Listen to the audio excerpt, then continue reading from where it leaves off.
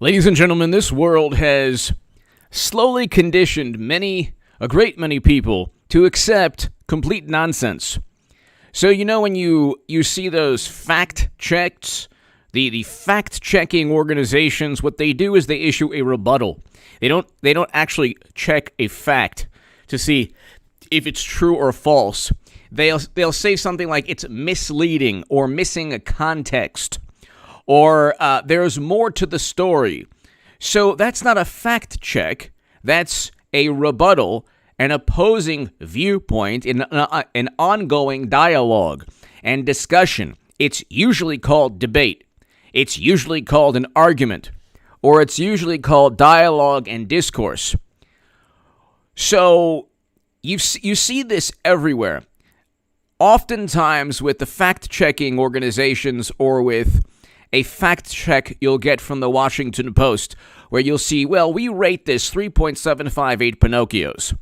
It's somewhat truthful, but it's missing context. So their rebuttal might be missing context as well, and also misleading. We don't like ongoing debates or discussions in our society anymore, because if the wonderful, God bless the morally superior Democrats can't completely silence and suppress your voice or viewpoint, then they'll fact check or they'll write a hit piece and they'll talk about how horrible you are, and they'll just condition half of our society, the half that voted for Biden, to just accept nonsense forever. So hit subscribe to this channel right now. If you're on the upload, if you want to support my voice with the super thanks, thank you to this live stream, to the super chat. I can't thank you enough. And ladies and gentlemen, this is a very important segment. Hit subscribe right now. We're almost at 184,000 subscribers. We're right there. Tell somebody you know. Tell your friends. Anyone you know who would enjoy this segment. We are very close to 184,000 subs. To my viewers in Australia, God bless you. General D, hello. Luke St. Martin, Eric H526. Thank you for being an amazing moderators. Ladies and gentlemen, there's a problem we have in our country today. And the problem is fabricated outrage when it comes to people we don't like, or people that Democrats or media don't like. So with Trump, every single day was just an abomination. With Biden, we actually have complete incompetence.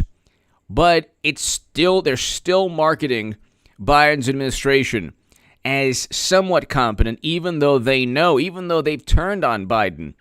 He doesn't have the public relations support. The whole planet knows he's out to lunch and nobody's home. The whole planet knows that.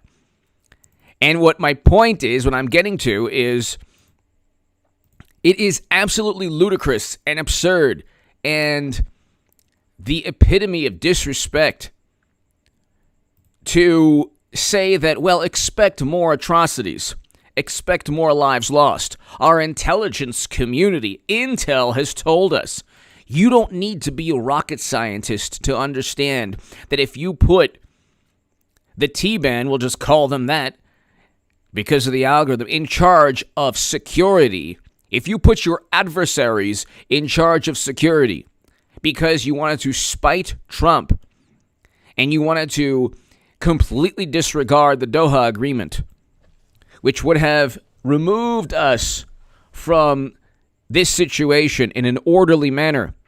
All he had to do was begin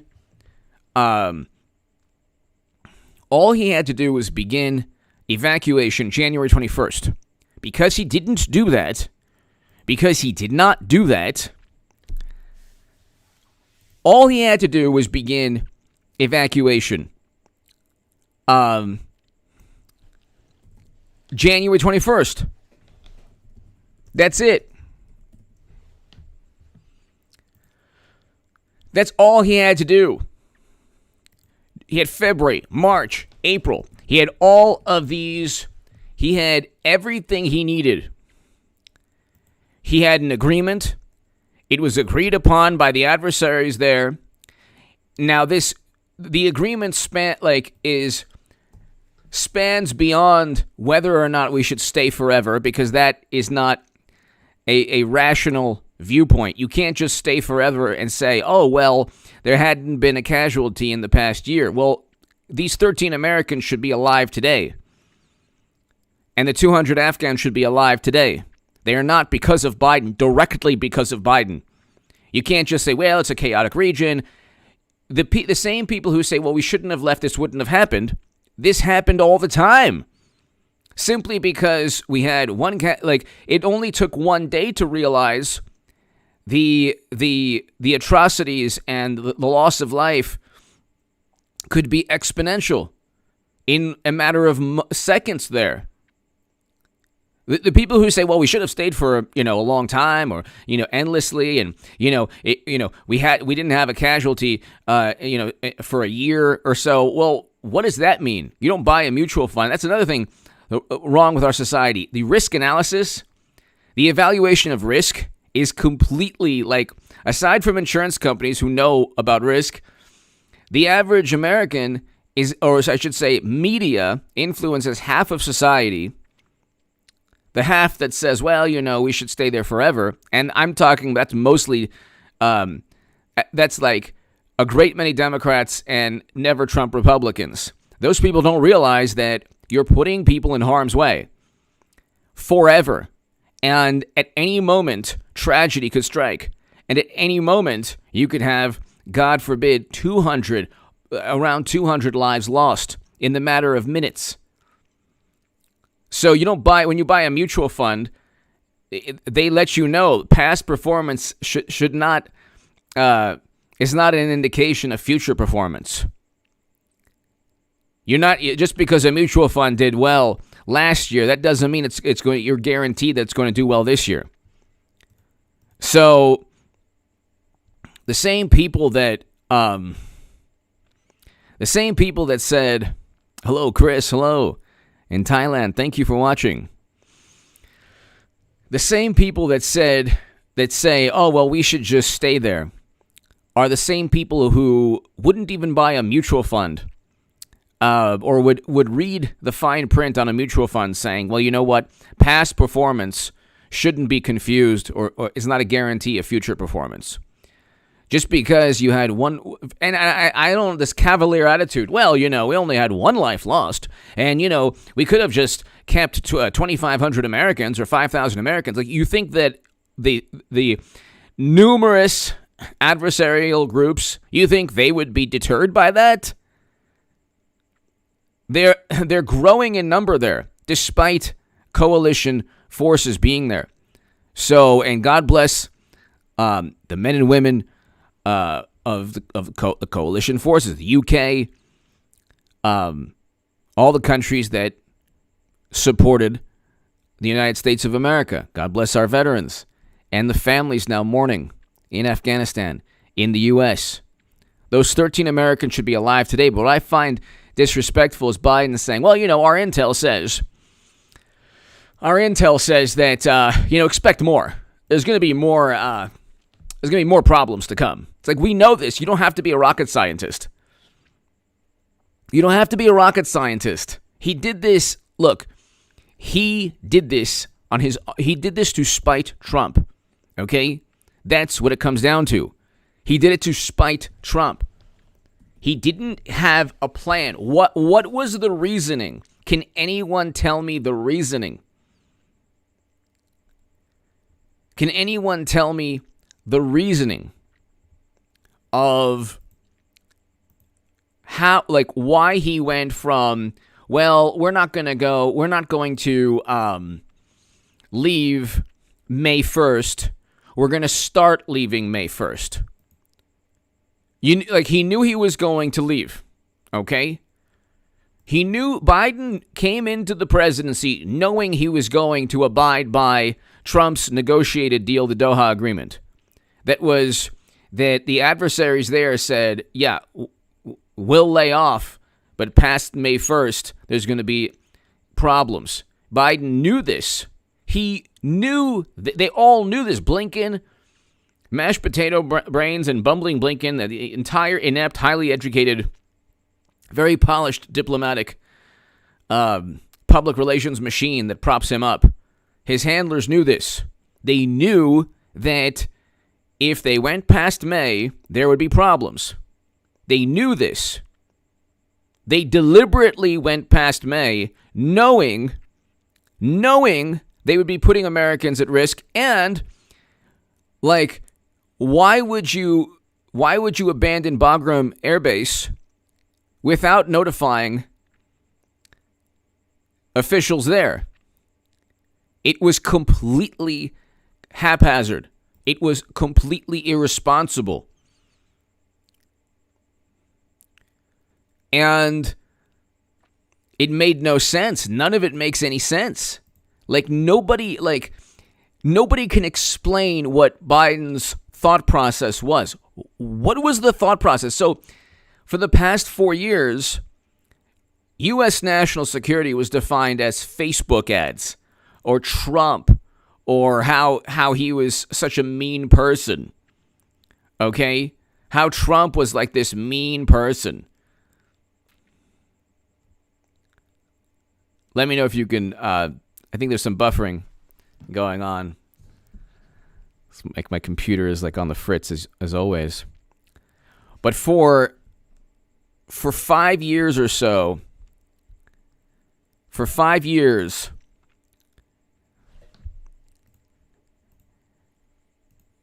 U.S. national security was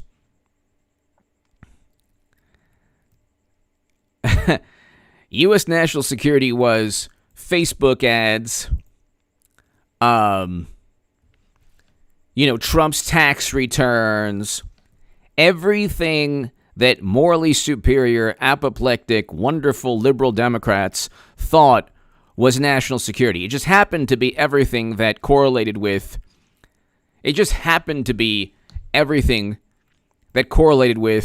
their, JP, thank you, with their political objectives. If you said something contrary to their viewpoint, it was Russian. It was the Kremlin speaking. I mean, it was completely absurd. For the past 4 years, all they talked about was, Russian Facebook ads and the Kremlin interfering, and then they just couldn't believe that Trump wouldn't accept the results when they didn't accept results for the past 4 years. Every single day they said, "Oh my God, the Russians, they infiltrated, they did it again, they infiltrated, they did it again." Like every single day they would go ahead and they would every single day their idea of national security correlated directly with their chances of victory in an election, or what benefited their political party. That was national security. It wasn't actual national security issues. They ran off of media and public relations, and there was a New York Magazine article that said, "Oh yeah, the media is objective and Fox News is not objective." Well, there's one Fox News and MSNBC, CNN, the Washington Post, the New York Times, and the Daily Beast, BuzzFeed. You have endless examples of Fox News, but on the other side of the political spectrum, they're the ones who have the most. They're the ones who have the greatest stranglehold on the media narrative. They're the ones who, in unison, say the same things every single day. Trump is bad, and Democrats are upholding or protecting the country from Trump's mean tweets. And you have to ask yourself, what was this man thinking? And now he's warning and expecting more atrocities under his watch, more Americans to lose their lives. So we're supposed to be okay with that? Well, how does that work? we're supposed to be okay with that. We're supposed to say, oh, okay, well, at least the intel community warned us. We already knew this. We already knew this. Everybody was saying the same thing, that this is only going to end badly. If you funnel tens of thousands of people into one location and have your adversaries control the perimeter and, like miles and miles, everything outside the airport is controlled by the adversary. So how could it not go wrong? And this was not part of the agreement. Like it was a conditions-based agreement, but again, those conditions will never be met. You have to leave eventually. You can't stay there forever. But they focused on Trump's tax returns and the Steele dossier and the John Brennan. Where is John Brennan? Where is Comey? Where is Clapper? Where is McCabe? Where's Peter Strzok? They didn't talk about this the past 4 years. They talked about Russia infiltrating 2016. That's what they're known for. That never helped the country. That didn't save one life. That's not national security. That's not national security. So now he's saying, oh, expect more attacks and, just be prepared. The intel community is letting us know there could be something within the next day. It's like you're not helping at all. What they're doing, and this is exactly why I find this repulsive. What they're doing is trying to cover their rear ends. So if something catastrophic takes place, they can say, well, we were expecting this, and gosh, our hands are tied. We're dealing with a really, unpredictable adversary. You gave them lists of names, of American names.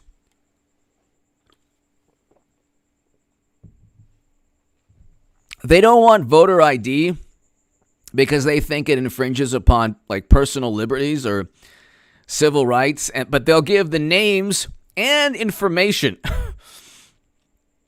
to the Taliban in Afghanistan. They will give names of Afghans, of Americans and Afghans. And by the way, what do you think's going to happen to people who aren't able to leave that country? Does that make any sense at all? What do you think's going to happen to people?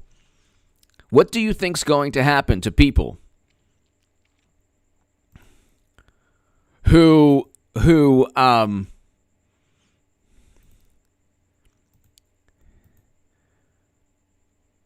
haven't left the country or can't leave within a certain time period? What do you think's going to happen? They have the names, our adversaries who are not known for compassion, have the names. Tig, by the way, thank you so very much. Tig, thank you for your super thanks. I do appreciate that so much. Appleton, Wisconsin, thank you. Thank you very much. Full work of building railroad head. Big well. Thank you, Tig. Thank you so very much. Greatly appreciate it. I have to thank you for that. Very kind of you. Thank you very, very much, as always. But what I don't get is, where's the level of outrage, indignation? Where's the horror and the fright and the intensity, the intense emotions, the hysteria, the apoplectic reaction to Biden by wonderful, morally superior liberal Democrats? You can't blame Trump. You can't even blame Bush. I mean, you could blame Bush. Somebody had to reverse 20 years of foreign policy that wasn't working. Somebody had, and then they were trying to, before this absolute atrocity, with 13 Americans lost and close to 200 Afghans lost in less than an hour, less than a couple minutes. People were writing, the wonderful Democrats and never Trumpers were saying, the populists are complaining about never-ending wars. Well, now we left, and it's chaotic. It's like, no, it's chaotic because of Biden, who got us into these never-ending wars. And you're trying to mitigate, or they say, well, there hadn't been a casualty for a year. Whenever you hear that, you should just completely disregard what comes next. Yeah, there hadn't been a casualty for a year or a year and a half, or like that doesn't mean that a whole lot of lives can't be lost in an instant in that region of the world. It doesn't mean it's always going to stay that way. It doesn't mean it's a safe, it's an unpredictable, unsafe environment that in the blink of an eye, a catastrophe could take place where a great many lives could be lost. So you can't look and say, well, in the past year, everything's been okay. Yeah, they have known for the past year that Trump, prior to Biden, wanted to get us out. So maybe they were behaving, or maybe they were just holding, laying low. But I mean, this is an example of a public relations for a foreign policy designed by public relations. A foreign policy designed by public relations. That's it. It's all about public relations.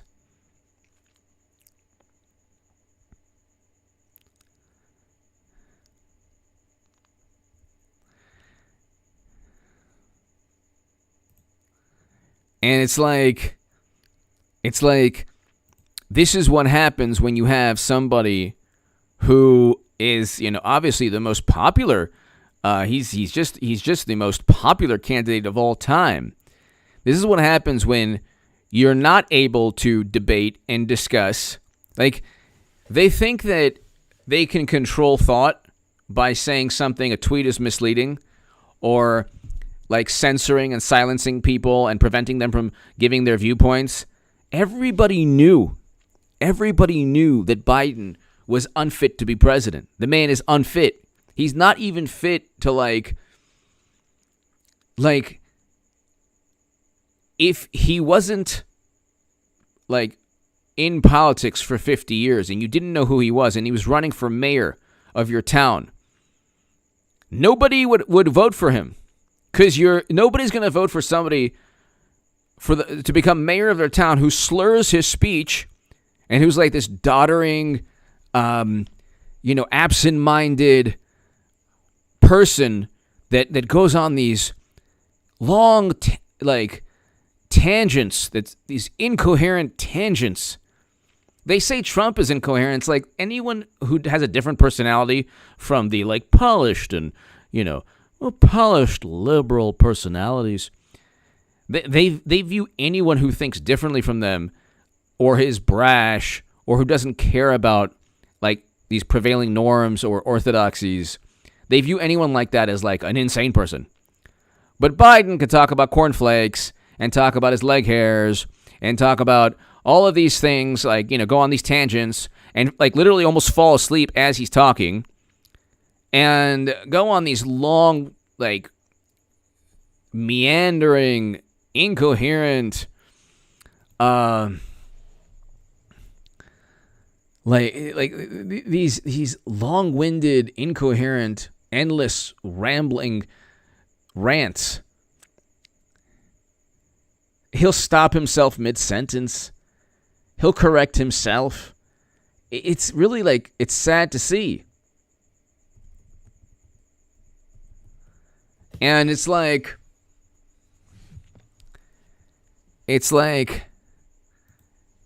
everyone knows now, there's not a person that can really say,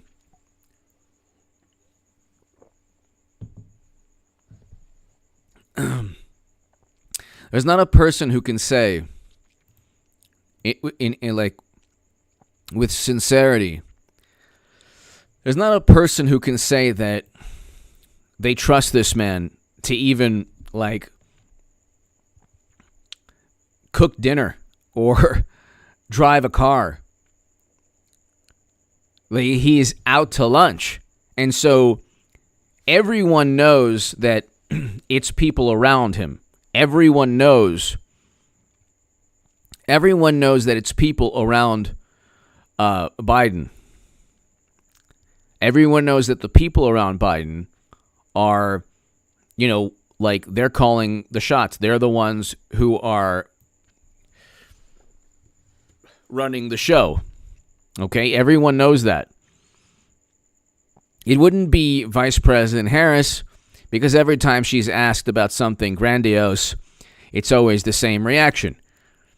Vice President Harris, there's an eviction moratorium, and tens of thousands of families might go homeless. What should we do? Like, what? What? The T-ban and there's now K, and there's the other one, and then the other one, and then this and this, and a new adversary.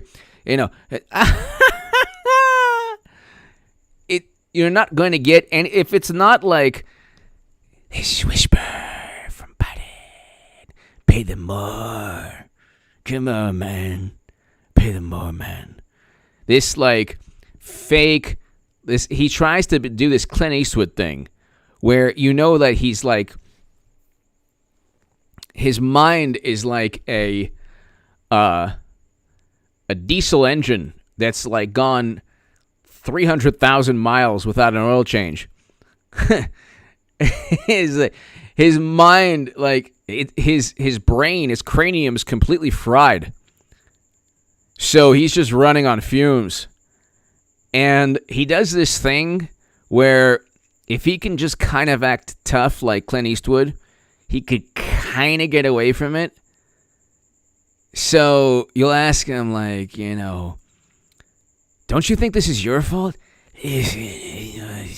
Come on, man. Or what did he like about the eviction? Or this was the workers, like there are workers that can't find work, but there are job openings. So, of course, he blamed the employers and not the Democrats who tanked the economy. These people, like, the problem is the charade, they love it because it's not Trump, so that Trump has broken them. But he'll be like, pay them more. And then you'll get the Washington Post or New York Times like, oh, Biden's silence is deafening. Don't you love when he just goes into this hushed whisper? His whisper is a roar. Biden's whisper is a roar. Roar. Whisper. Biden whisper. Pay them more, man. Come on, man. Come over here, man. It's like, and this is what, Trump has ruined their minds. Trump has ruined their minds to the point where anything is better. Like they always confuse what's acceptable with being better than Trump. Norman, starting it off. Norman, thank you. I sure missed the former president. Mean tweets and functional economy. Yeah, those were the days. Exactly.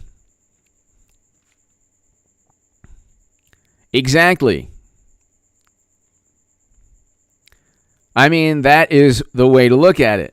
We had mean tweets, but we had record low unemployment.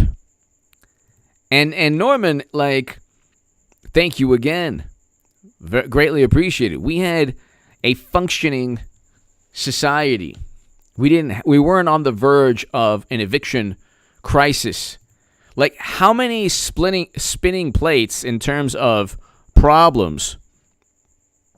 Like, how many problems can this man, like, preside over? We have inflation, okay?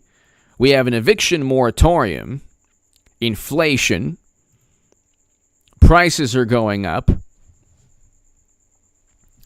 We have a catastrophe in terms of Afghanistan that can only get worse.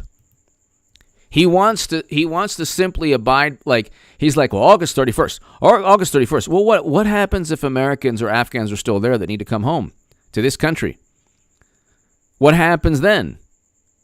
And then they use these just disrespectful, absurd kind of, well, the Americans who want to come home. Really, who wants to stay? What American there wants to stay? What Afghan who's helped us for 20 years wants to stay? And they keep on, like, you have one of President Obama's former intelligence chiefs saying, oh yeah, we have our own T-band here. It's the Trump supporters. And it's like, our intelligence community has become a political party of its own that is directly aligned with the Democratic Party, and it was aligned with the Bush administration prior. That's why when people say, oh, Trump is a despot, it's like, these people know nothing about history, and they also don't understand that Big Brother in George Orwell's 1984 is literally our intelligence community. It's exactly that. They are Big Brother. Any intel community is. And who do you think is, like, walking side by side or getting in bed with the intel community? That's the Democratic Party. That's what they,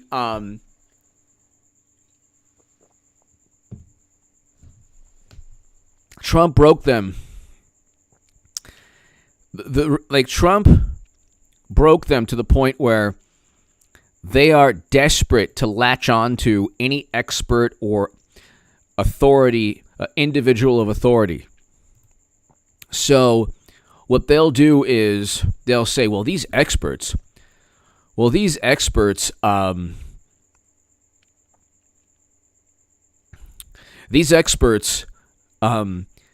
disagree with Trump. Or we have all of these experts who agree with us.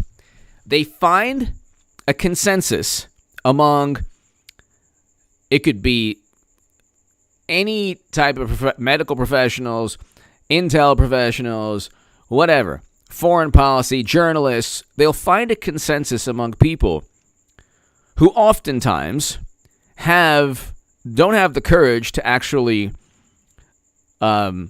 speak their mind because, like, of immediate retribution. But they'll find people who say, okay, everyone else is thinking this way, I'll think this way, and or they truly believe what they're saying. Yes, we side with Democrats on this or that or whatever issue.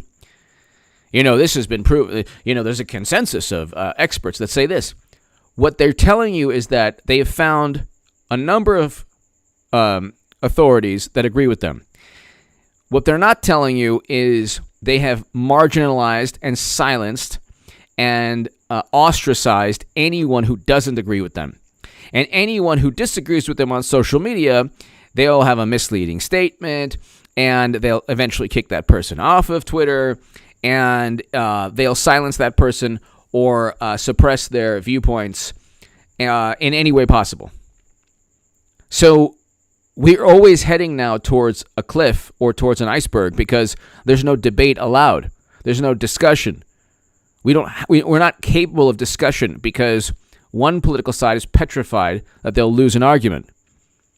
If you argue long enough with a morally superior, really wonderful liberal Democrat, you'll find out that they do not hold the same they don't apply the same principles to their political rivals as they do when they're condemning their political rivals. They don't apply the same standards of behavior to themselves.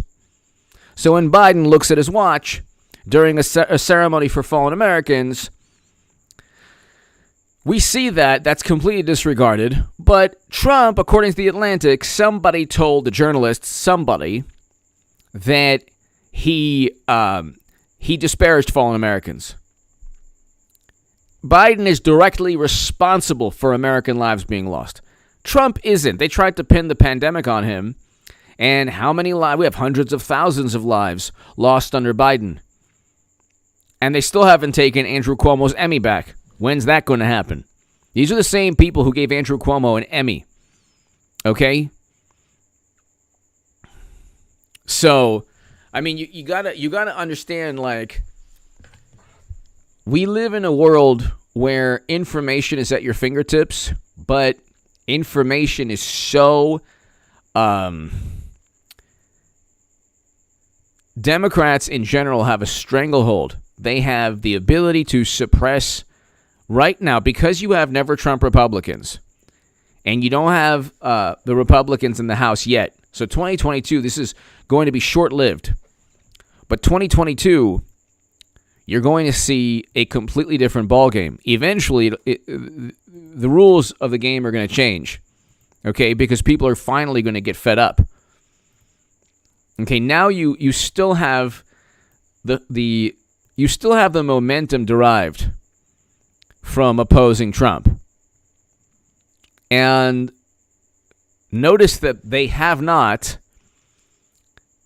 the momentum derived from opposing Trump is enough for even the never Trump Republicans to look the other way when voices are being suppressed on social media. So there's a lot of things we just can't talk about as a society. And if you do, you're risking a lot.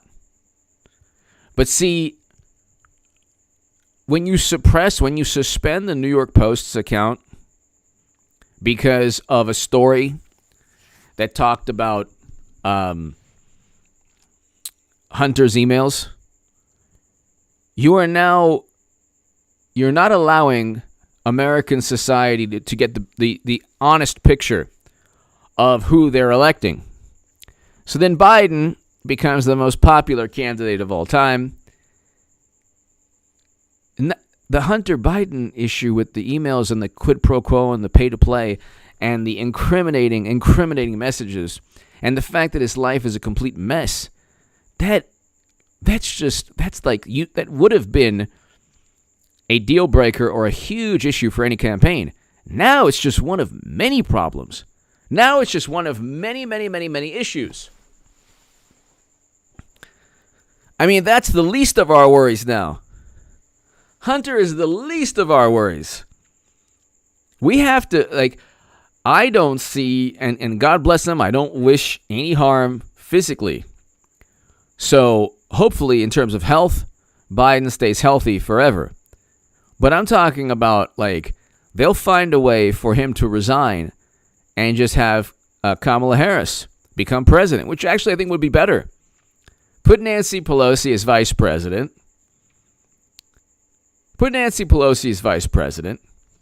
Norman! And just tell Joe, or they'll tell Joe. You think if they tell Joe Biden, hey, we want you to resign, what do you think he'll say? Norman! The intelligence community lacks common sense. Concerned citizens with intellectual honesty are the embodiment of common sense. Exactly. That's exactly the case. Norman Smith, you said it better than I could. That is exactly the case. You don't need an authority. If a geologist told you to jump off a cliff because he knew how the rock formation or how the cliff was formed and, the history of the geography and the geology more than anyone else, he's not an authority on common sense. He's an authority on a very specific issue. Geology. That's it. If he then says, well, you should jump off that cliff because I know more about the rock formations than anyone else, you probably shouldn't listen to him. In fact, you should not listen at all. But that's not the way, when Trump was president, Norman, thank you so very much, and you're 100% right. When Trump was president, they did not trust the Oval Office. They didn't trust his government. They didn't trust his intel officials. They didn't trust his attorney general. Every single day was, this is unfair. It's biased. They're using the government against their direct political rivals, which is what they were doing to Trump. Norman, thank you again. Very true. And it's like the Durham Report is going to be out probably in a year. It's going to take time. There's no political will right now. We need Republicans in the House of Representatives, hopefully before. They say it's going to come out in a couple of months. But I would rather it just come out when Republicans are in the House so they could start investigations immediately. You have to ask yourself, ladies and gentlemen. Thank you, Norman. Thank you again. Very greatly appreciated.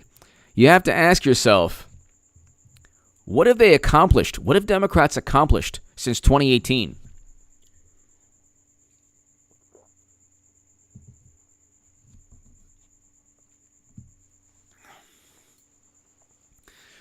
What have they accomplished?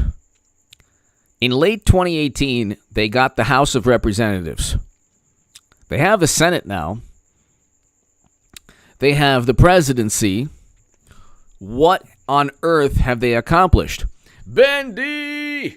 Lock them up. Well, there's a number of them that could easily be locked up. Ben D, I hope all is well. Thank you.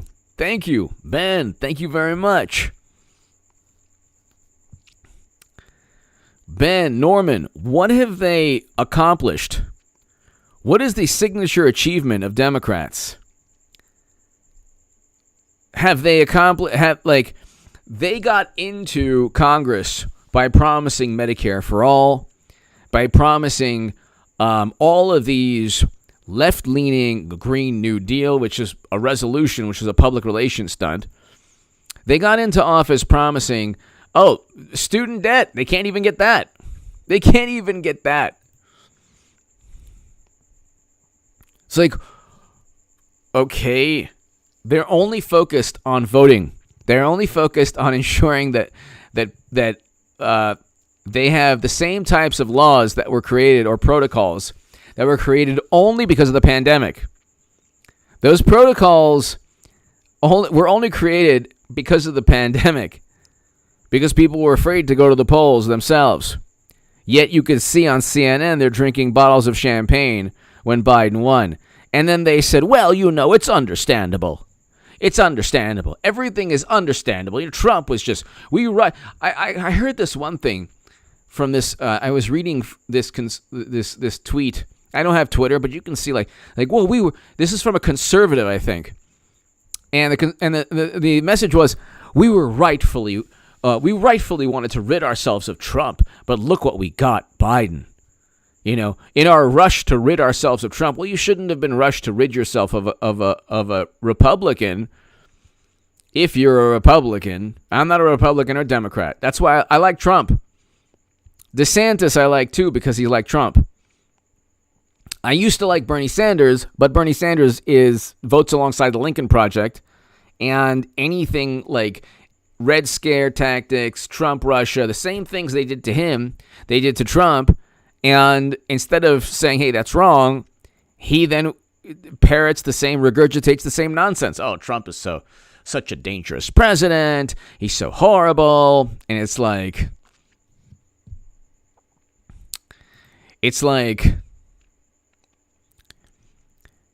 you have to look at this like public relations monstrosity. Norman, thank you. Ben D, thank you. And so now, I just fear. I mean, there are the stories of the 20-year-olds, 23-year-olds, like these young men and women that lost their lives. But you hear some of these stories, recently married, pregnant, only in their early 20s, their whole life ahead of them, and they were put the thing with the United States military. I've never been in the military, but I understand how they have such a confident, proactive, positive mentality that they can accomplish and achieve anything. So if you say invade Mars, they will devise a plan and strategy to do that. If you tell them the impossible, say, hey, look, it's impossible for most people, but not impossible for us. So you're giving these Marines, and God bless them, an impossible task that most human beings couldn't accomplish. You have to evacuate tens of thousands of people and have your adversaries within 20, 50 yards of you.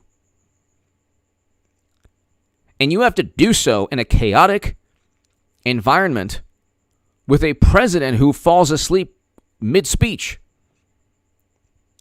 Everyone on the planet knows he's out to lunch. They say like Trump was erratic and he was mean. And he was a human being with a personality they didn't like, and that was it. He was coherent. He was cognizant of what was going on. He was lucid. Everything mashed potato brains isn't. And so you gave these soldiers, the American military, you gave them an impossible task, and they were let down by their the superiors there. They were let down by the civilian officials in Washington.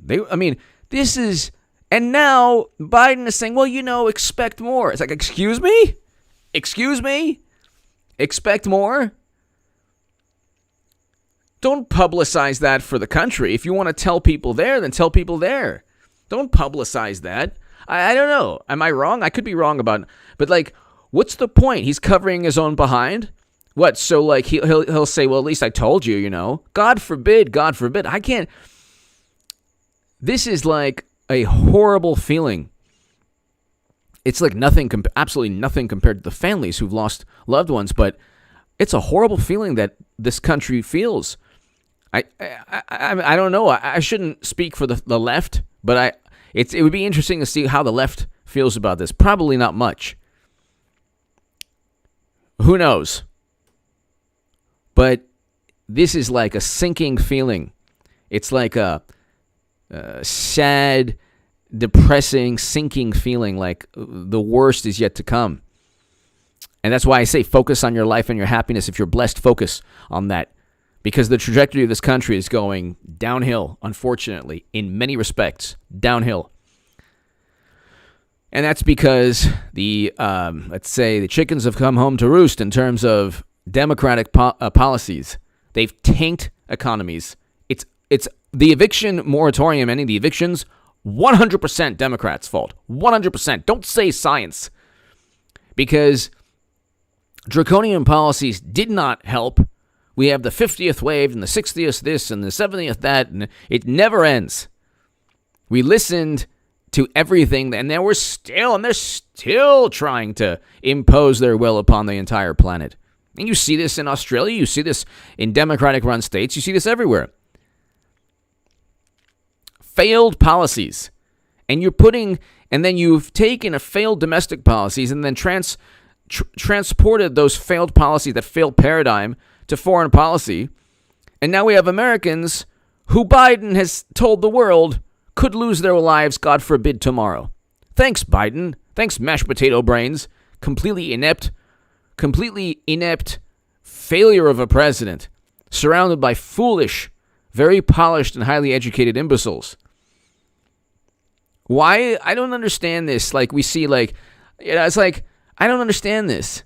You see this, everywhere. Oh, well, expect,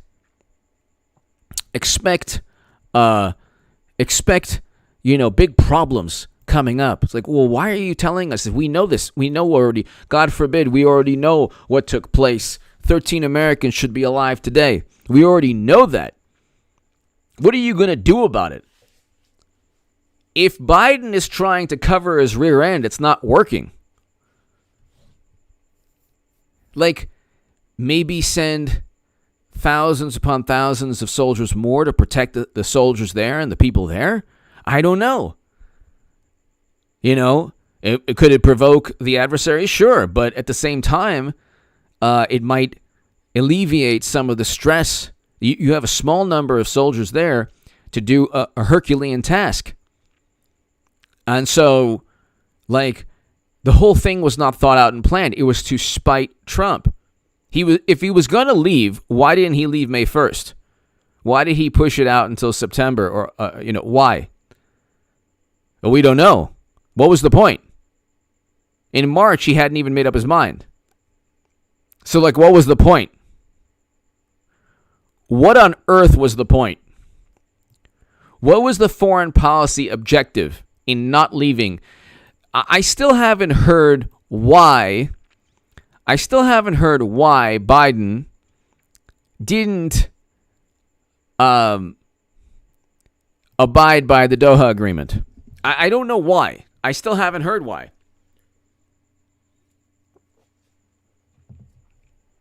If you're going to leave anyway,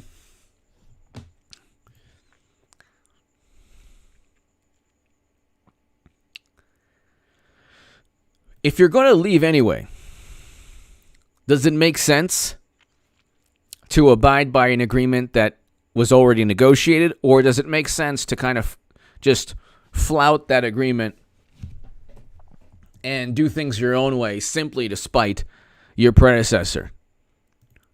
It doesn't make any sense at all. And then they say, well, Trump negotiated with them. Yeah. And Biden actually gave them lists of Americans. One thing is not like the other. Without absurd, really stupid, and moral equivalencies. Now, Trump is a despot. He's cruel. Nobody is more cruel than Biden. Nobody is more cruel than this man. He's forced, he single-handedly forced one of the worst foreign policy catastrophes of all time. Blinken makes Hillary Clinton look like a great Secretary of State, okay? This guy Blinken is like, what? He is horrible. I don't know what's worse. Oh, Blinken was vacationing in the Hamptons hours before Kabul fell. Well, there you go. That's all you need to know. That's all you need to know.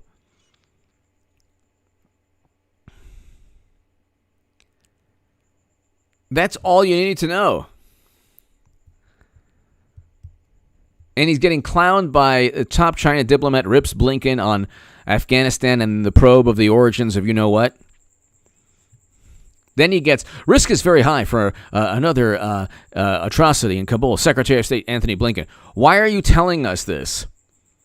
Shouldn't you be doing something about it instead of telling people in the United States of America who we can't do anything about it? So you are basically saying it's like saying that, oh, by the way, your loved one is stranded in the ocean and a whole bunch of sharks are heading towards that loved one. Just want to let you know. Your loved ones are stranded, and we have sharks and barracuda and piranha coming after them. But, I'm Anthony Blinken, and I'm just, public relations, Democrat, I have, everyone's going to cover for us. So, and just, if God forbid something happens, we will have notified you and everything will be fine. Because, it's not our fault. That's another thing. When they, when Biden says, this is like these vapid semantic games where they acknowledge they're being petulant, and because they've acknowledged they're being petulant, in their mind they're not being petulant. So what'll happen is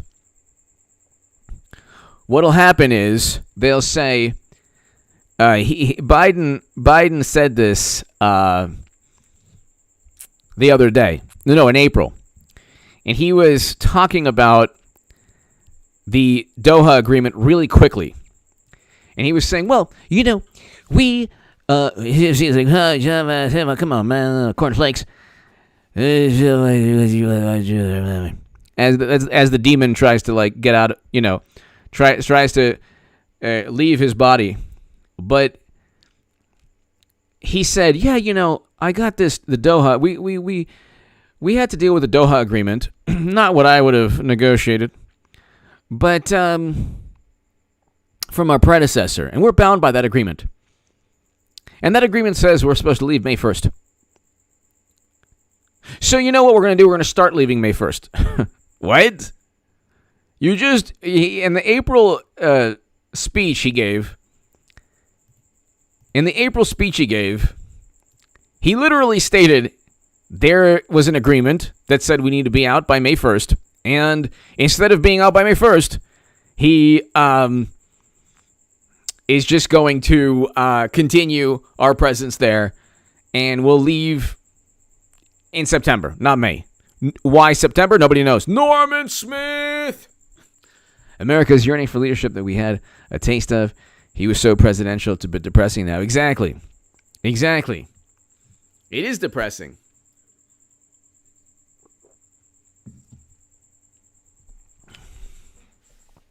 If God forbid, something happens, we lose American lives, I am going to be just as angry and frustrated and horrified and outraged at Biden's administration. So will everyone else. Just because he warns people or lets people know about impending doom doesn't mean that he's off the hook.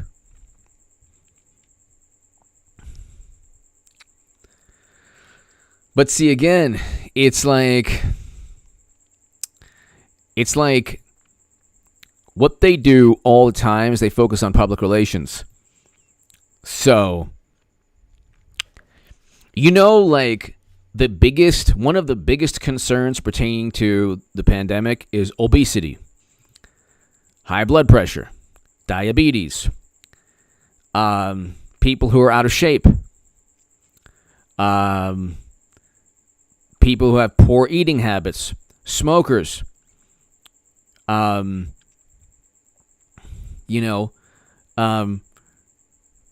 people who just, and it's different. Like if you can't afford, if you have to eat at McDonald's, that's fine. Like that's a different story. I'm talking about people who choose to eat it. Like if you don't have the money right now because times are tough. I'm not talking about that. Because fast food is like, a lot of people don't have the money right now because of wonderful Democratic Party policies that tank the economy. You'd have to tank the economy. It didn't keep anyone safe. Okay? None of the draconian policies kept anyone safe at all. They just ruined lives further. And they caused this tremendous trauma around the world. You see these governments are like, yeah, you know what? I don't even want to get into it. I mean, the trauma that's caused by these decisions, that alone weakens your body. But it doesn't even work in the end anyway. But it's like it makes them feel good. There's so many of these liberal like rabbit's foots.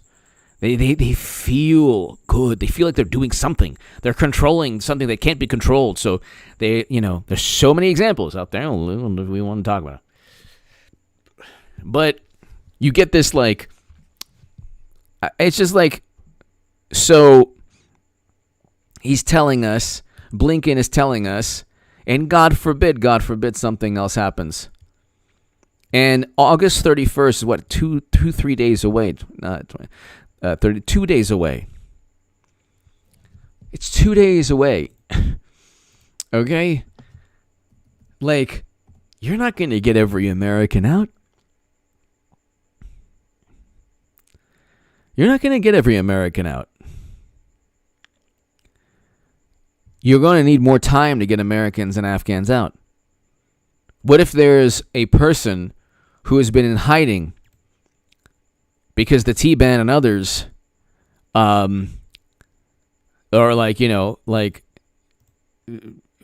Biden gave the information to people, and what if there's a person who just couldn't get to the airport this whole time because there are so many checkpoints? There are 20 checkpoints. There was an American mother that was interviewed, that she was hiding like for her life. She was afraid she wouldn't see her family again. Hopefully she's out. Hopefully that this was a Fox News article a week ago. But she says there's 20 checkpoints. So, like, she can't get to those checkpoints. So, it's like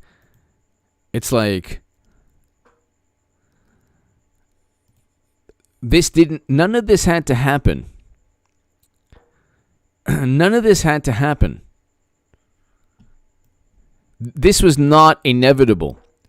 They just like, oh, well, it's inevitable, what can you do? It is what it is, Actually, that statement, it is what it is, that's not that bad. That is like Trump said that. That's actually a decent statement. But if this is what it is, then it's almost like Biden's doing this intentionally. Like, you could not, the past 5 years, if you were an American adversary, all you had to do was cater to the apoplectic, hysterical, manic sensibilities of morally superior Democrats. Get them to react or overreact. Then you would tank the entire economy. You would have them ignore a negotiated peace deal. You would have them blame Facebook ads. Do you think it hurt or helped Russia that we were obsessed with Russian Facebook ads? Probably helped Russia. It made Democrats feel good about themselves because they were opposing Trump. I've heard this nonsense. I oppose you. Well, what do I care? I oppose your mentality. I oppose your viewpoint. I don't care what you oppose. You could put your you-know-what in a light socket. I wouldn't care. Go ahead and do it. I don't care. Yeah, I oppose you. Yeah, so what? I just want to say I'm very upset with you. Over what? What did I do to you? You like Trump. You're hurting me. No, where do you live? California. Is Trump your governor? No, Newsom is. Is he the mayor of your city? No, the Democrat is. So then what's your problem? He downplayed everything. Well, Newsom upplayed everything, and he didn't even abide by his own protocols. So there you go. So I want to believe also Larry Elder can do this, but I want Larry Elder to win. But guess who's counting the votes? So, and I never speak like that. So, and of course, by what I mean by who's counting the votes, obviously, very impartial, objective people. The process is very good. It's fantastic. It's a wonderful process. If Newsom wins again, fine. Happiness, it's fine. No problem at all. It's not a problem. Why would I view it to be a problem? Of course, they got Andrew Cuomo. Like, everybody knew of his behavior, but they got him out of the picture because he was a political liability. Not because they suddenly care and they suddenly they suddenly care about their alleged value system. That had nothing to do with that. Had nothing to do with that at all. The reason they got Andrew Cuomo out of the picture is because he was a political liability. Big time political liability. He was a political liability that would hurt Democrats in 2022. And that's not going to be pretty.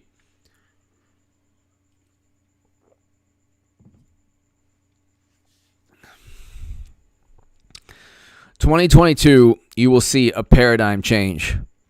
You'll see a paradigm shift. That is going to be then you'll see some accountability. Then you'll see investigations that are worth having. Not the 50th Trump tax return investigation. They went after Trump and they said that he did this, and that, and this, and that, and they've yet to get him in a court of law. They've yet to indict him or charge him. And everything is just this gossip machine. Oh, Trump, people said this. People around Trump say he said this. Can you believe what Trump said? Can you believe what Trump did? It's like, well, at the end of the day, we have really serious concerns. We have serious concerns in this country. And I fear that it's only going to get worse. And if it gets worse, how do we rebound from this? Because we're still going to have the same failed politicians. Like with Trump, the only thing that got worse under Trump was the completely irrational and apoplectic reaction of journalists. The entire planet experienced what happened last year. It wasn't just our country. You look at Sweden, Look at Sweden and compare Sweden to every other European country, or I should say the European countries that had draconian policies. Okay? Sweden did much better. Trump was saying we have to open up the economy. He couldn't even believe. And throughout all of last year, and even till today, people say, like, you had Democrats saying, "Oh, it's too early. You can't open up the economy. It's too early." Well, now you have an eviction crisis. Do you want to know why? Because you didn't allow these people, you didn't give them the opportunity to work for their families. You didn't give them the opportunity to work because you ended society as we know it. And then you say, well, I'll give you a stimulus. It's like, that's not going to help people's lives. Well, obviously you had to give a stimulus, but you didn't allow them to work. So you gave them crumbs compared to what they could be doing. You could have taken decent or rational, safety precautions. This, what we experienced and continue to experience, affects, by and large, in terms of the numbers of lives lost, according to government data. Okay, you can look, the largest number of lives lost are in blue states, but older Americans, older people around the world who have pre-existing conditions. And most of the people in hospitals are obese. But you're not going to get anything from the public relations, like fear-mongering, propaganda machine. They're not going to say, hey, you know what, take care of yourself. You probably should lose some weight. You probably should take care of yourself. Because they're like, oh my God, how dare you? You're trying to hurt our feelings. Oh my God. So they're not going to talk about that. Just like they're not going to talk about how this is all Biden's fault. I mean, they already are. But you have like, the more they try to defend Biden, the worse it is for them. So you have people like desperately trying to defend him, but it's not working. It just doesn't work. But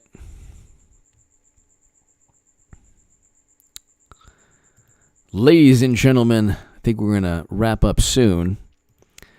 Let's go ahead and just type in good old President Biden.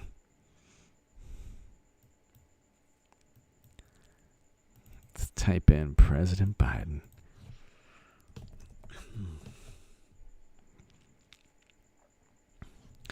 Biden refuses to take Afghanistan questions, walks away after offering to take questions.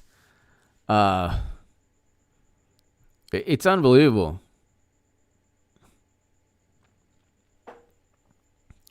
He offered to take questions and then walks away. Like, he's not even hiding. Like, what would be viewed as an embarrassment is now commonplace. What would generally be viewed as an embarrassment is now completely commonplace. It's unbelievable. Like, there would never happen, like, in politics, in any country, they'd be like, oh, you're just running away from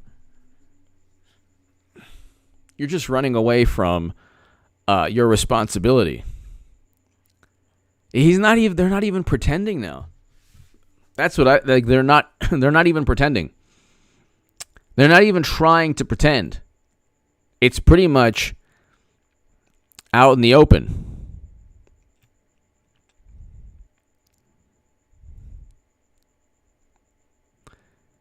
It's pretty much out in the open. So it's like, let's look. So Biden refuses to take questions about Afghanistan, walks away after offering to take questions. Unbelievable.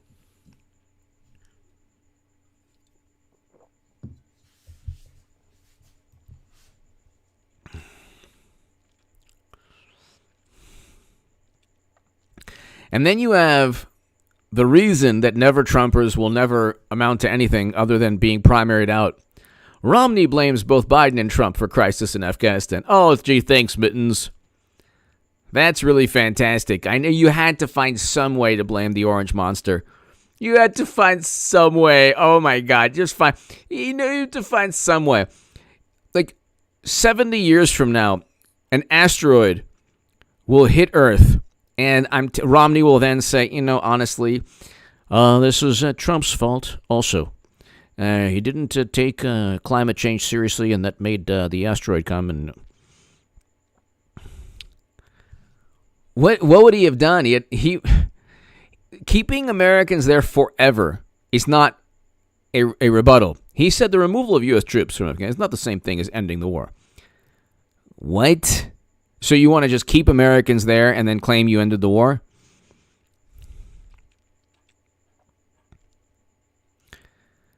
If you focus on what we should do right now, recognize we're in the position we're in right now because of terrible decisions made by two administrations. No, Trump hasn't been president since January 19th. Okay, he wasn't. He hasn't been president all of this year. Don't blame Trump. Do not blame Trump. Okay, anything good that happened, it's President Obama's. Oh yes, the economy. He handled a good economy. We had record low unemployment for over half of Trump's tenure, more than half. Like 3 out of 4 years, we had a great economy. But that was President Obama's fault. And then when the economy tanked, that was Trump's fault, even though Democrats tanked their states. And it was Biden who ignored the negotiated deal, kept us past May 1st, but it's somehow Trump's fault. And what he's doing, Mitt Romney, is he's saying, look, there's another option. There's the Never Trumpers. You can have us in charge. It's like, well, you're just basically a different version of the Bush administration. So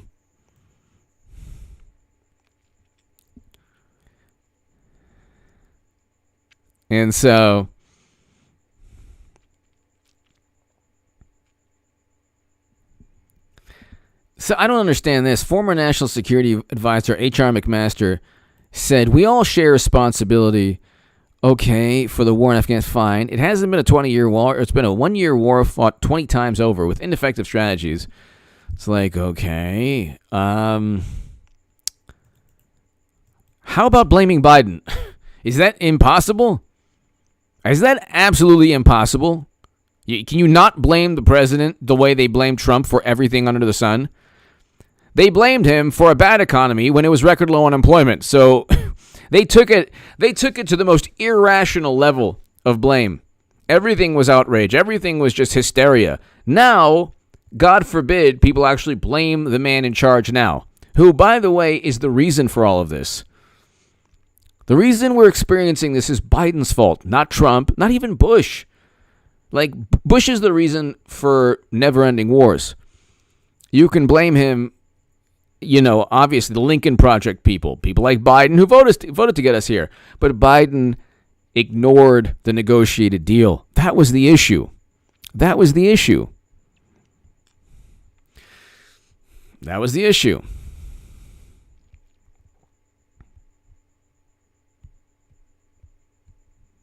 Unbelievable.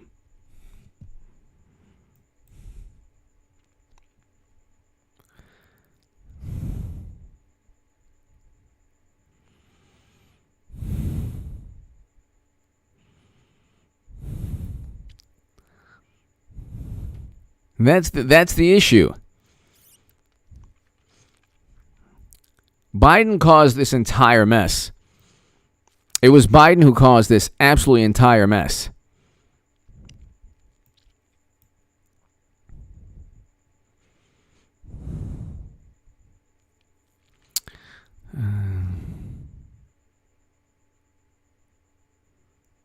I'm not advocating I definitely was not advocating anyone's eviction.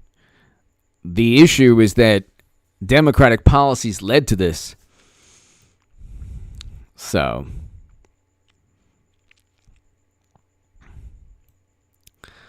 but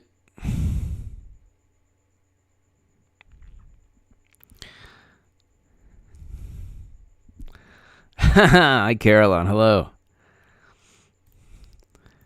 Let's just look at, okay, so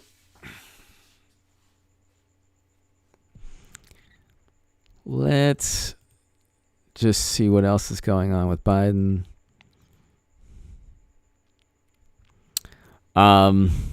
Let's type in old Joe Biden.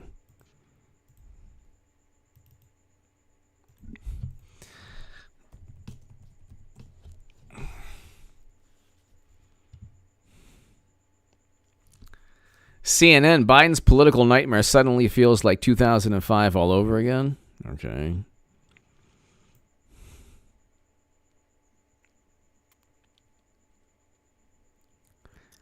So, I just like, it's interesting. It's not a good headline, but it's like there's always some kind of underlying message, like it's just politics, and he's really unlucky. He's just really unlucky. It's like, no. Oh,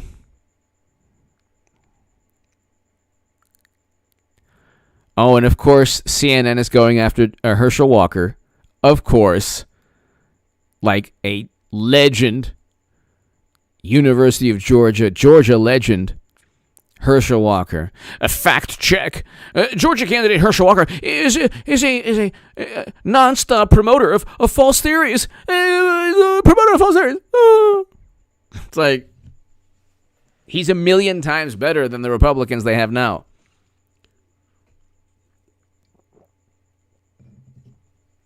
People like Herschel Walker or Trump or Kanye West, I mean, you said they don't need, if you're rich already and you get into politics, left or right, if you're already rich and you're rich because not from politics, like you have people like Dianne Feinstein who are very wealthy, but that the politics enrich them, like Nancy Pelosi.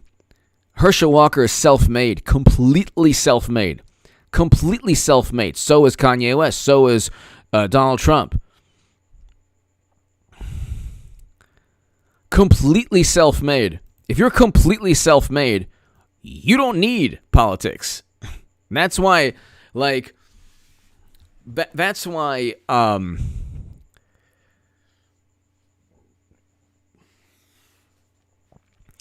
that's why they go after completely self-made people, because they break the mold and they don't revere the game of politics. They don't revere it. Like Mitt Romney is a creature, like political. So is Mitt Romney and Bernie Sanders. You would think they're so opposite, but they're the same political animals. They're political creatures. They're the same political creatures. AOC and Mitt Romney are the same people. They're political. Their goal is politics, not truth, not like when AOC is like continually tweeting. There's no like you can't correlate those messages. There's no direct link between the things that she's saying and the things that she's done in Congress. So she had this commercial. They have these commercials sometimes you'll see like, we only have 2 minutes and we're just going to go ahead and explain all the great things that Democrats did in Congress. And AOC did, and they go, oh, here goes. Democrats did this, and that. And like, wait, she defeated this guy, Joe Crowley, who was an establishment Democrat, who would have done the same things in Congress as she did.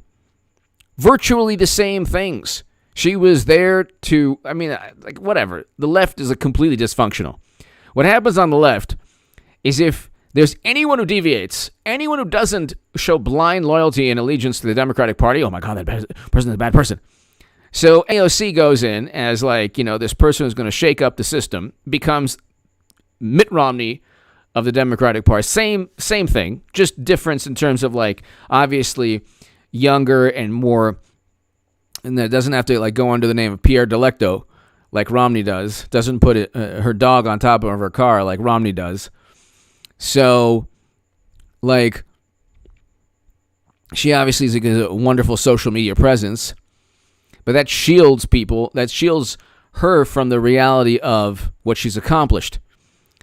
None of the major, like, she truly believes that the planet's going to start, the beginning of the end is going to be 12 years from now. So, Green New Deal resolution is not legislation. You've done nothing to make a dent or to protect the planet.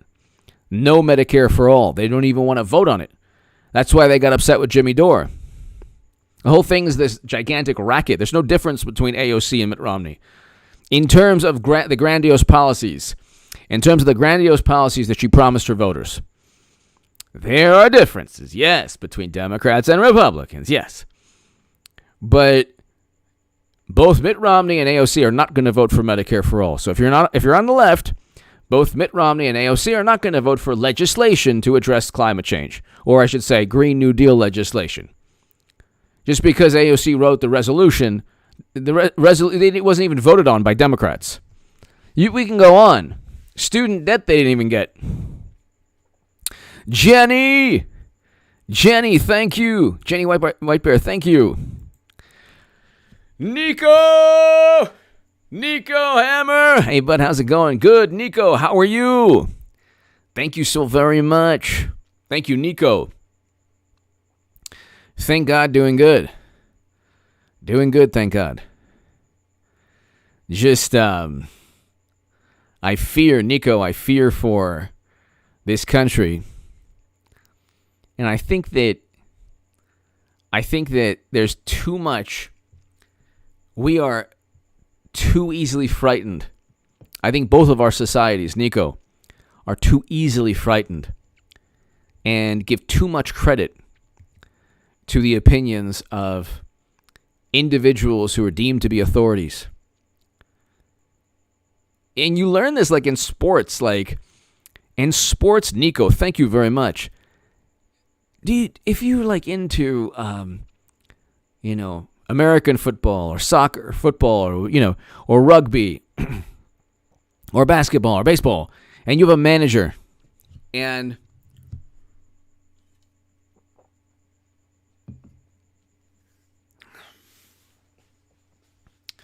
or a coach, and every season they lose all their games. They're still a coach, but you judge them based on performance. That doesn't happen here. Failed policies just continue to be advocated. The same media that's been wrong, they've been wrong about everything the past 20 years. Everything.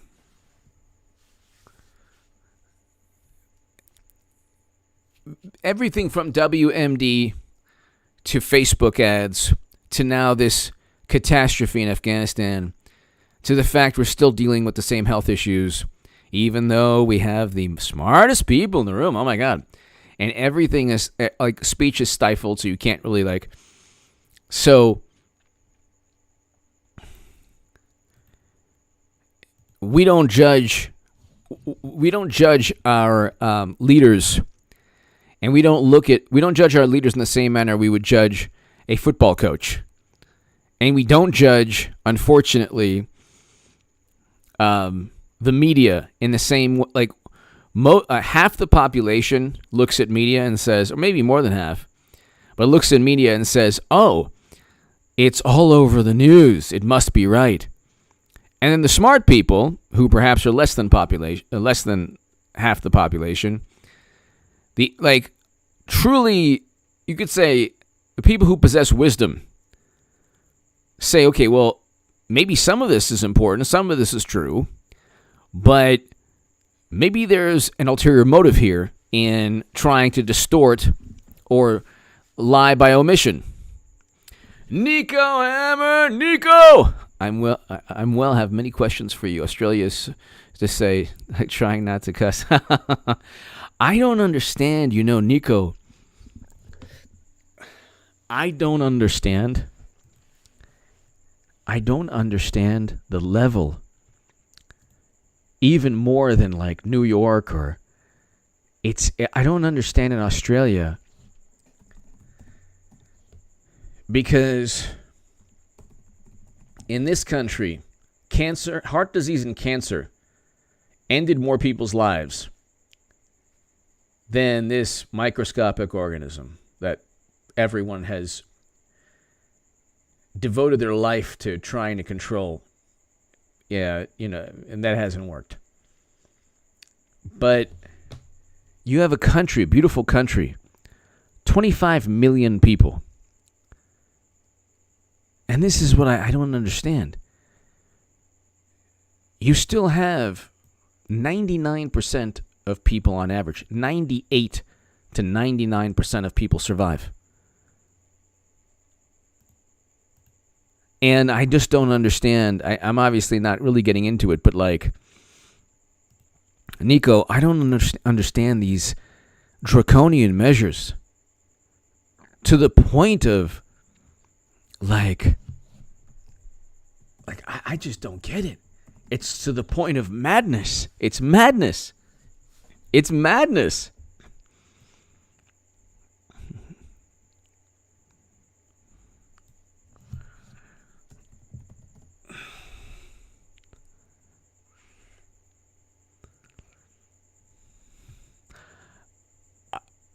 I don't like. It is.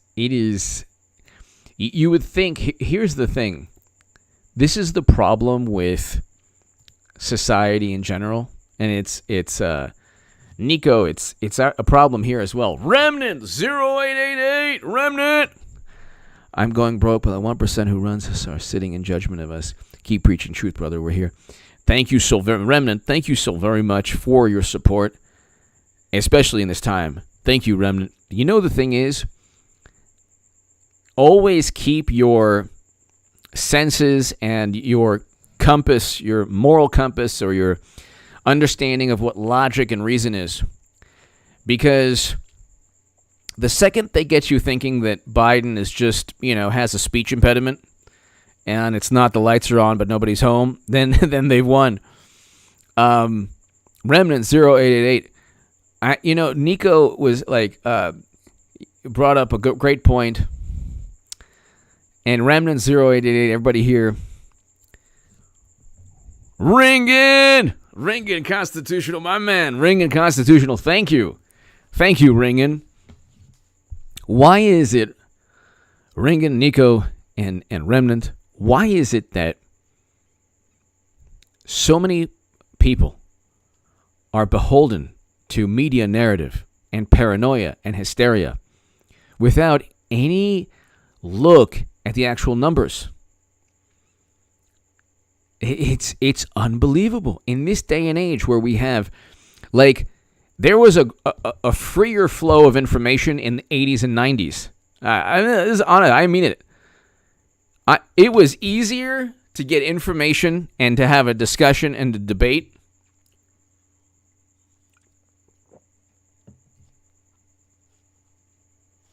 It was easier to have a discussion in the 80s and 90s and even years prior to that.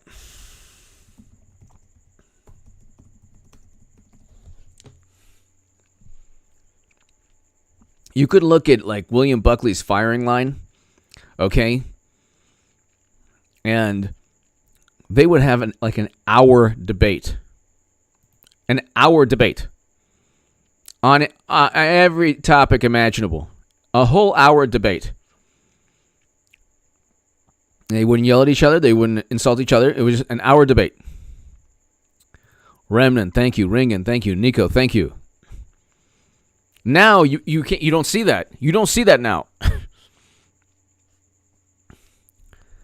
You don't see an emphasis on trying to find truth.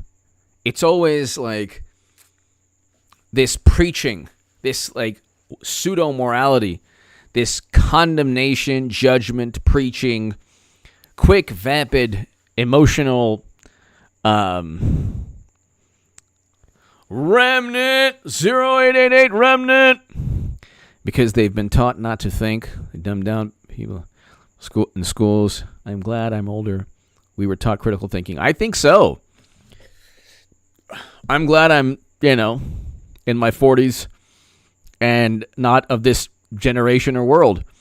I'm, Remnant 0888. Thank you. I think that I don't know how old you are, but our upbringings are probably closer than what's going on today. Conrad, great sports analogy about no one losing credibility. By the way, sports, a great Huey Lewis album. Huey Lewis, yes. Love Huey Lewis. Conrad, thank you. Thank you, Conrad. Remnant, Conrad. Wasn't it great when you could watch like the MTV Music Awards, or you could watch the Super Bowl, or you could watch, you could go to a sporting event and you wouldn't have to think about politics. You could have lunch with a friend. You wouldn't have to think about politics. You could go to a movie. You wouldn't have to think about politics. Politics was one element of life, and that's it. But because usually Democratic Party ideas or ideology, if they don't have every conceivable advantage from late night, like you could watch Johnny Carson or Arsenio Hall or Letterman up until, maybe a couple years ago. And you wouldn't be inundated with a political viewpoint because it had nothing to do with their show. Remnant 0888, thank you. Thank you. It had nothing to do with, like, you could watch Johnny Carson, and this is why, like, nobody's going to say, gosh, I'm, like, you can look at Jimmy Kimmel or Stephen Colbert, Trevor Noah. You can look, and no one's going to say, I miss Jimmy Kimmel. Like, when he retires, they're still saying, I miss Johnny Carson. I miss Arsenio Hall. I miss Tom Snyder. You could say, like, all of these late night, like talk shows, they're like legendary because you could actually have you could listen to a long discussion of two people who were just, awesome, wonderful, funny, intelligent. Now it's, well, number one, everyone dislikes Trump, so that's the only thing they care about. Pumping information that's detrimental to Republicans or Trump, and propping up their. This is the same people that gave Andrew Cuomo an Emmy. So it's like this script. It's a script. You have to dislike Trump. You have to blindly accept anything the Democratic Party does. And that's like Hollywood. Nico, thank you so very, very, very much. Nico, thank you. And God bless Australia. Oh, my God. Remnant, Conrad. I don't know what's happening in Nico's beautiful country. A beautiful, beautiful, beautiful country. Continent.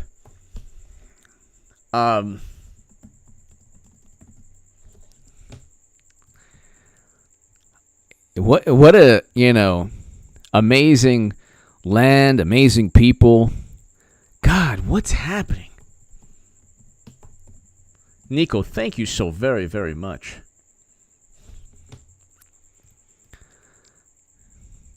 To my Australian viewers, Nico, in the chat, thank you so very much for your support, everybody. I can't, Nico and Remnant and Conrad, everybody here, I can't do this without you. I really can't do this without you. And your support is, greatly, greatly appreciated. Nico, thank you so very much. But, what do my Australian viewers think of Scott Morrison? What's your view on what's your view on, what his administration is doing or what his government is allowing? I guess he doesn't like us, with our president, he doesn't control everything that goes on. Because you have parts of the country that can do their own thing.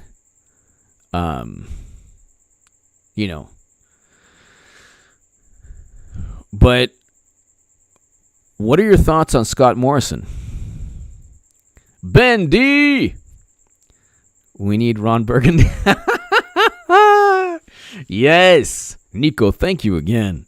Greatly appreciated. Remnant, Conrad, thank you. Ben D, we do. We do.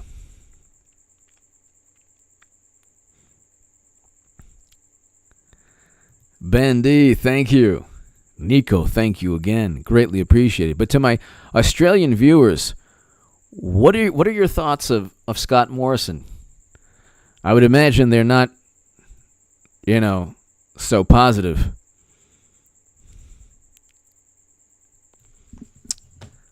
I just don't understand, I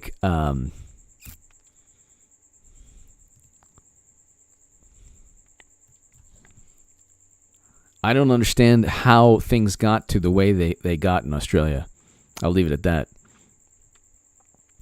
Nico, I'm glad I'm 47. Yep. I'm around that age. Yep. So am I. I mean, the world was more fun. It was a better place growing up, I think.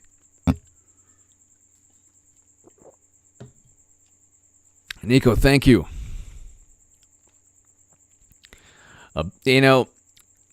Social media, Nico, thank you very much, Nico. Thank you, greatly appreciated. Social media is like a scourge upon humanity, an absolute scourge upon humanity. And I think that we got to this point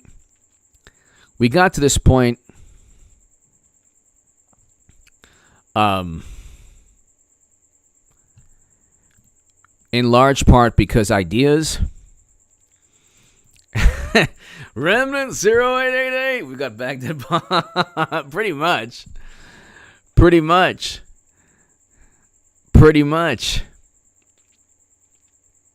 2 brain cells, yes.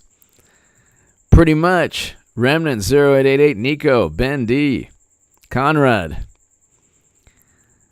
Like, when are people at this point, Remnant, wouldn't a normal sane person look at media and say, this is such an overt racket?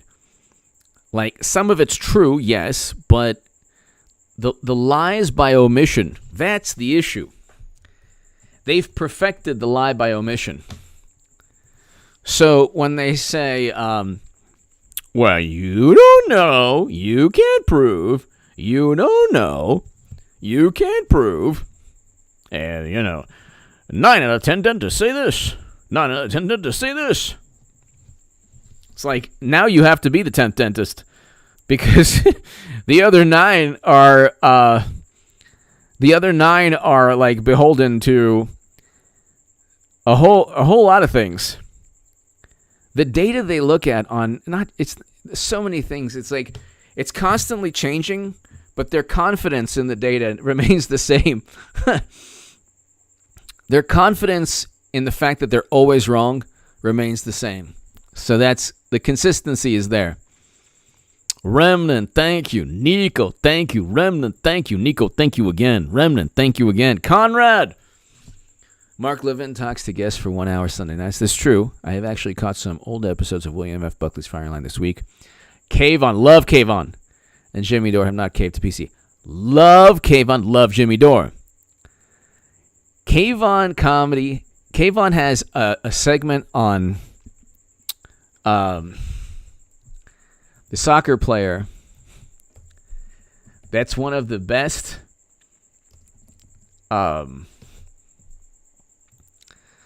what's her name?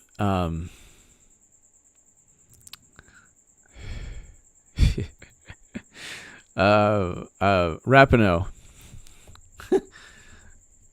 He has one of the best segments. He has Kayvon has one of the best segments on Megan Rapinoe that I've ever seen in my life. He's good. He's good. Ryan Long, Kayvon, there's some good comedians. Still. Most comedians now, aside from like pretty awesome political comedians, or I say Kayvon, Ryan Long, they're awesome. There's some good ones. There's some good ones out there. Nico! We love what you do. Scott Morrison is Nico, thank you. Yeah, I don't understand what this man is allowing, because I would imagine he's allowing these things, or he has no say, or he's pushing for the. It's horrible. I can't even believe my eyes, Nico. I can't believe my eyes. I actually almost it's like a nightmare when I hear news from your beautiful country, beautiful people. Luke St. Martin. Thank you, Luke, for being an amazing moderator, along with Eric H526. Bernie started his own glam rock band. It's called Fisted Grifter. Yeah, Fisted Grifter. Yes, an offshoot of Twisted Sister. Luke St. Martin, thank you very much. Greatly, as always, being an amazing moderator, and, I appreciate that very much. Thank you. Hi, Caroline. Thank you. So kind of you, as always. Thank you, Luke. Thank you, Nico, Conrad, Remnant, Ben D. One of the great names of this channel, Ben D. Could you imagine if I had to scream out the full name? Kayvon has a great... Everyone should look at Kayvon's segment on the soccer player. It's very good. Luke St. Martin. I don't understand this. Like, you have a situation where they didn't give back not even a dime or a cent from 2016.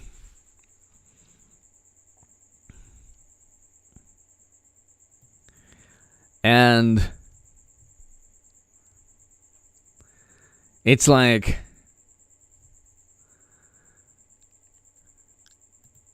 then they went after Trump for that whole they went after Trump for that whole computer glitch, which was bad. But at the same time, it's like a little bit different from saying fair and neutral. Deborah Wasserman. You say one more word about Deborah Wasserman. My love, I miss you. I miss you so much, Deborah Wasserman Schultz. I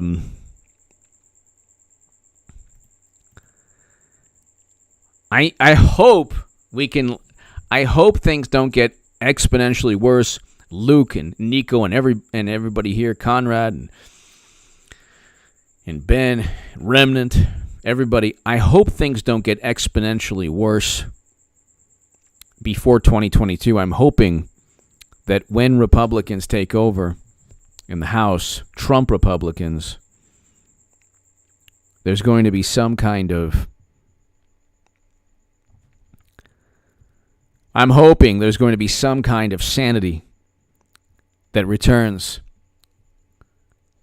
Some kind of sanity. And the great thing about growing up before the internet is that you didn't rely on media for anything. Media was like a tool. That's it. Newspapers It was a tool to just either enjoy yourself or learn about what's happening. That was it. Your life didn't. Yeah, well, Trump broke them. Remnant, everybody here, Nico, Trump broke them. Luke, Eric, Trump broke, like, their spirits. It's funny, but also frightening and sad. Trump is now haunting them. Trump is haunting their every move.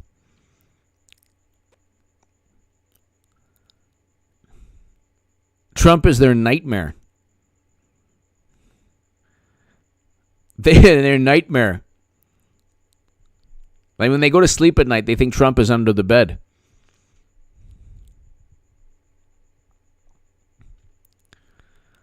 He's really broken them. But, ladies and gentlemen, we're going on 2 hours. I can't thank you enough, everybody. Nico, thank you so very much. Remnant, thank you so very much. Conrad, everybody here. Luke St. Martin. Ben D. Everybody here. Debbie, hello. Caroline, hello. Ladies and gentlemen, thank you so very much. To my super chat, thank you. I cannot do this without you, everybody. And you're absolutely wonderful. God bless America. God bless Australia. Oh, my God. Oh, my God. Oh, my God. You know, getting back to our leader, our dearest leader, our mashed potato brains. I don't know. I fear the worst. If God forbid, God forbid, God forbid, God forbid something, an atrocity takes place, and then Biden says, well, you know, come on, man, I told you about it. Well, come on. It's like, you still face, like, the responsibility, buddy. Just because you told us doesn't mean you don't have the responsibility. Thank you. Caroline, thank you. Ladies and gentlemen, have a great evening. Have a safe, beautiful evening. Have a beautiful Monday. And have a beautiful week.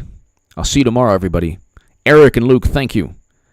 God bless America. God bless you. Thank you so very much, everybody. I will see you tomorrow.